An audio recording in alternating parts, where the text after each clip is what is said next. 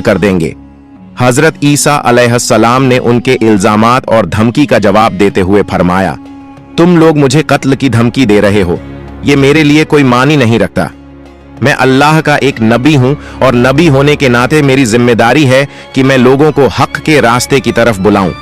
ये अल्लाह ताला का हुक्म है कि मैं तुम्हें सच्चे दीन की दावत दूं। मैं तुम्हें तहे दिल से इस दीन को कबूल करने की दावत देता हूं, वरना याद रखो, अगर तुम हक से मुंह मोड़ते हो तो तुम पर भी वही अजाब नाजिल होगा जो इससे पहले की गुनहगार कौमों पर आ चुका है। जैसे ही नबी की नई शरीयत की बात फैली, बनी इसराइल में मुख्तलिफ तरह की बहसें और बातचीत शुरू हो गईं। कुछ लोग बगावत पर उतर आए तो कुछ लोग हजरत ईसा अलैहिस्सलाम के पास आकर कलिमा पढ़कर इस्लाम कबूल करने लगे। इसी दौरान हजरत ईसा अलैहिस्सलाम ने अपने नबी होने के सबूत में कई मौजे चमत्कार पेश किए, जिनमें से कुछ सबसे मशहूर थे। मरे हुए लोगों को अल्लाह के हुक्म से जिंदा कर देना, पैदाइशी अंधों को रोशनी बख्शना, कोढ़ के मरीजों को शिफा देना, मिट्टी के परिंदे बनाकर उन्हें अल्लाह के हुक्म से जिंदा कर देना। इन मौजात को देखकर बेशुमार लोग हिदायत की राह पर आ गए, मगर जो बदनसीब और जिद्दी थे वो इस सब के बावजूद नबी की बगावत में ही लगे रहे।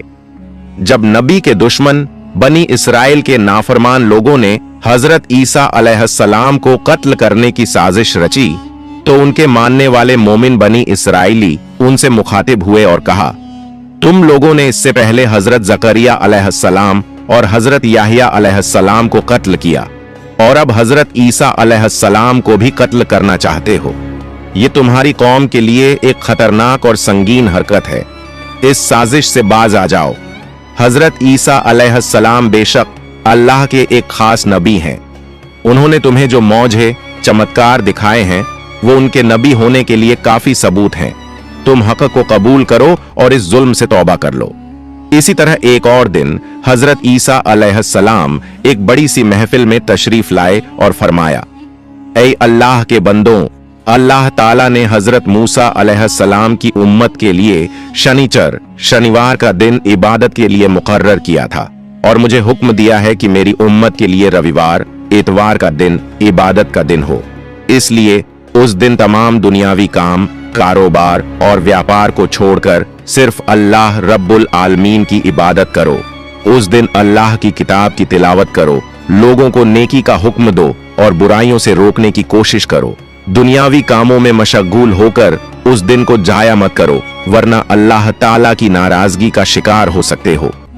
हजरत ईसा अलैहिस्सलाम ने आगे फरमाया, ऐ बनी इसराइल के लोगों, मैं तुम्हें एक बहुत बड़ी खुशखबरी देना चाहता हूँ। अल्लाह रब्बुल आलमीन ने मुझ पर जो किताब नाजिल की है, मैं उसकी तालीमात को कायम करने की पूरी कोशिश करूंगा। मगर याद रखो, मेरे बाद एक और अजीम नबी तशरीफ लाने वाले हैं, जिनका नाम हजरत मोहम्मद सल्लल्लाहु अलैहि वसल्लम होगा। वो नबी इस जहान के सबसे अफजल और आखिरी नबी होंगे। अगर तुम में से कोई उनकी जिंदगी में उन्हें पाले तो फौरन उनकी तालीमात को कबूल करे और उनके दीन व शरीयत को अपनाए। ऐसा करने वाला शख्स अल्लाह के नजदीक सबसे ज्यादा मुकर्रब और बुजुर्ग होगा। उन नबी पर अल्लाह ताला की तरफ से एक मुबारक और मुकद्दस किताब नाजिल होगी, जिसका नाम अल कुरान होगा। जो कोई इस किताब की तिलावत करेगा और अहकामात के मुताबिक अमल करेगा, वो अल्लाह के नजदीक सबसे अफजल और बेहिसाब सवाब पाने वाला होगा। तुम सब उस नबी मुकर्रम पर दिल की गहराइयों से दुरूद व सलाम भेजते रहो, क्योंकि वो ऐसे नबी हैं जिन पर खुद अल्लाह ताला और उसके तमाम फरिश्ते दुरूद भेजते हैं। हजरत ईसा अलैहिस्सलाम ने आगे फरमाया, वो मुबारक नबी जिनका मैं जिक्र कर रहा हूं, अल्लाह रब्बुल आलमीन के हबीब और महबूब हैं। अल्लाह ताला ने उन्हें अपना खलील करार दिया है। अगर अल्लाह ताला उन्हें पैदा न फरमाता तो न ये आसमान होता, न ये जमीन होती और न ही ये जहान। तुम इससे अंदाजा लगा सकते हो कि उनकी शान और मर्तबा कितनी बुलंद है। मैं एक नबी होने के बावजूद ये आरजू रखता हूं कि काश मुझे उनकी उम्मत में शामिल होने की नेमत हासिल हो जाती। अगर अल्लाह ताला मेरी ये दुआ कबूल कर ले तो मेरे लिए इससे बड़ी कोई खुशकिस्मती नहीं हो सकती।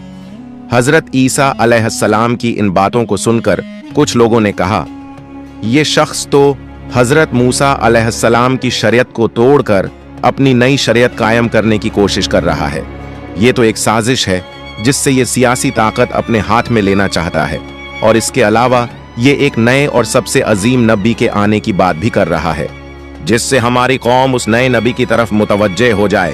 ہمیں اب اس کی چالاکی اور اصلی مقصد کا اندازہ ہو چکا ہے۔